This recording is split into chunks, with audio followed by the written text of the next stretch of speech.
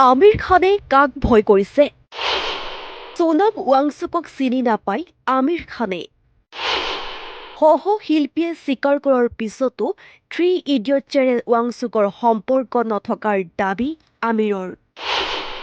লণ্ডনত আমিৰ খানৰ স্পষ্টীকৰণ। That, of course, had had a deep impact for us when we were growing up. And you were inspired by a certain person, Sonam Wangchuk, that's what I'm told. No, that's not true actually. No? No, no. That is a misconception. Okay. I didn't know about Mr. Sonam at that time when we were doing the film series. I know that I saw a video of Chatur. Yeah. Just recently he Yeah. said that. Yes. I've seen that too. No, he's wrong. Three ইডিয়টছৰ আঁৰৰ চৰিত্ৰ সোনম ৱাংচুক আছিলনে? দুৰ্গম পাহাৰৰ মাজত থাকি বিজ্ঞান চৰ্চা কৰা এজন বিজ্ঞানীক আমিৰ খানে তেওঁৰ ছবি থ্ৰী ইডিয়টছত তুলি ধৰিছিল। থ্ৰী ইডিয়টছে বক্স অফিচ গৰম কৰি তোলাৰ সময়তে দেশ তথা বিদেশতো আলোচনা হৈছিল সোনম ৱাংচুক নামৰ বিজ্ঞানীগৰাকীৰ কথা। লাডাখৰ ৰুক্ষ ভূমিত নীৰৱে বিজ্ঞানৰ সাধনা কৰি থকা ৱাংচুক এতিয়া আহিছে চৰ্চালৈ। আমিৰ খানে কৰিছে এক বিস্ফোৰক মন্তব্য। I didn't know about Mr. Sonam at that time when we were doing the film series. Three ইডিয়টছৰ নিৰ্মাণৰ সময়ত আমি কোনেও সোনম ৱাংচুকক চিনি পোৱা নাছিলোঁ। লণ্ডনৰ এটা সাক্ষাৎকাৰত আমিৰ খানে কয় যে মানুহৰ মাজত থকা এই জনপ্ৰিয় বিশ্বাসটো সত্য নহয়। তেওঁ কয়, আচলতে সেয়া সঁচা নহয়, সেয়া কেৱল এটা ভুল বুজাবুজিহে। অভিনেতা আমিৰ খানে স্পষ্ট কৰি দিয়ে যে যেতিয়া থ্ৰী ইডিয়টছ ছবিখন নিৰ্মাণ কৰা হৈছিল তেতিয়া তেওঁ বা ছবিখনৰ নিৰ্মাতাসকলে কোনেও সোনম ৱাংচুকক চিনি নাপাইছিল। ছবিত চতুৰ ৰামালিকমৰ চৰিত্ৰত অভিনয় কৰা সহ-অভিনেতা অমি বৈদ্যৰ এটা শেহতীয়া ভিডিঅ' প্ৰসংগ টানি আনি আমিৰ খানে কয় যে অমি বৈদ্যই হয়তো এই সম্পৰ্কটো সঁচা বুলি বিশ্বাস কৰিছিল, কিন্তু তথ্যগতভাৱে সেয়া ভুল আছিল। আমিৰ খানে কয়, আমি যেতিয়া ছবিখন কৰি আছিলো তেতিয়া মই সোনম ডাঙৰীয়াৰ বিষয়ে একো জনা নাছিলো। আনকি পৰিচালক ৰাজকুমাৰ হিৰানী বা লেখক অভিজাত যোশীয়েও তেওঁক চিনি পোৱা নাছিল। ধৰ্মীয় অসহিষ্ণুতাৰ কথা কৈ বিপদত পৰিছিল আমিৰ। এইবাৰ সেয়ে ৰিস্ক ল'ব খোজা নাই নেকি আমিৰ খানে? এতিয়া বহুতে প্ৰশ্ন কৰিছে, আমিৰ খানে ভয় কৰিছে কাক? ধৰ্মীয় অসহিষ্ণুতাৰ বিৰুদ্ধে এসময়ত মন্তব্য কৰি তিৰস্কৃত হোৱা আমিৰ খানে যেন এতিয়া পুনৰ বিতৰ্কত সোমাব বিচৰা নাই।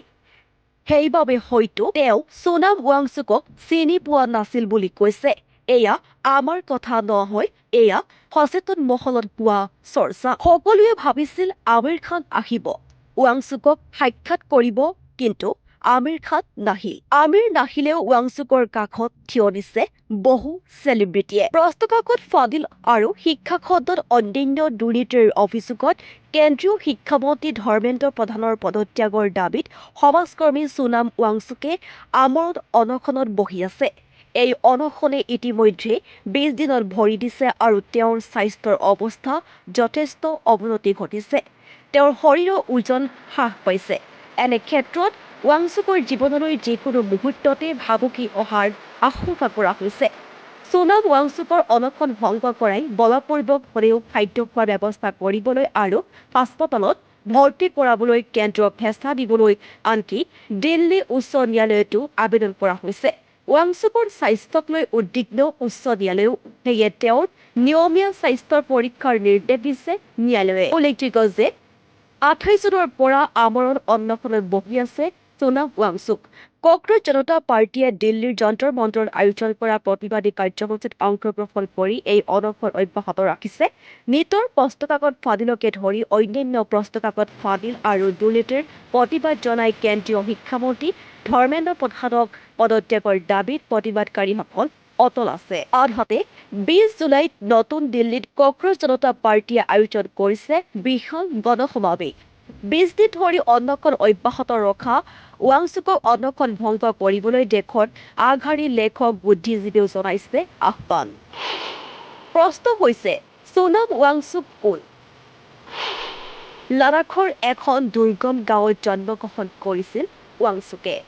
সেই সময়ত লাডাখত বিদ্যালয়ৰ সঠিক ব্যৱস্থা নাছিল, সেইবাবে 9 বছৰ বয়সলৈকে ৱাংচুকক মাকে ঘৰতে পঢ়ুৱাইছিল।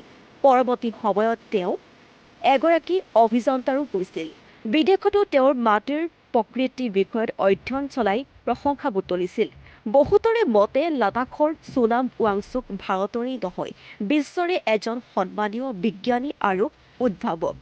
তেওঁ ৰমন মেগছেছে এৱাৰ্ড পোৱাৰ লগতে IIT মান্দিৰ পৰা eminent technologies award, global award for sustainable architecture আদি গুৰুত্বপূৰ্ণ সন্মান লাভ কৰিছিল। সীমান্তত হিমবাহৰ মাজত ভাৰতীয় সেনাৰ বাবে তেওঁ সাজিছিল বিশেষ ধৰণৰ শীত নিৰোধক গৃহ। শিক্ষাৰ্থীৰ বাবে সৌৰশক্তিৰে চলিব পৰা ঘৰ, লাডাখৰ কৃষকৰ জলসংকট দূৰ কৰিবলৈ আইস্তূপা উদ্ভাৱন কৰিছিল। এতিয়া সেইগৰাকী বিজ্ঞানীয়ে দেশৰ শিক্ষা ব্যৱস্থাৰ সংস্কাৰৰ দাবীত অনশনত বহিছে। চৰকাৰে তেওঁৰ দাবী মানি লৈ শিক্ষামন্ত্ৰী ধৰ্মেন্দ্ৰ প্ৰধানক পদত্যাগ কৰিবলৈ বাধ্য কৰাক বা নকৰাক সোনাম ৱাংচুকৰ স্বাস্থ্যৰ কথা চিন্তা কৰিয়ে তেওঁৰ সৈতে আলোচনাত মিলিত হ'ব লাগে বুলি এতিয়া বহুতে মত প্ৰকাশ কৰিছে। যদি সেয়া নহয় তেন্তে দেশে হয়তো এজন প্ৰকৃত প্ৰতিভাৱান বিজ্ঞানীক হেৰুৱাব। এয়া আমাৰ কথা নহয়, এয়া দেশৰ লাখ লাখ সচেতন জনতাৰ মনৰ কথা, যি কথাৰ প্ৰতিফলন শেহতীয়াকৈ সামাজিক মাধ্যমত দেখিবলৈ পোৱা গৈছে।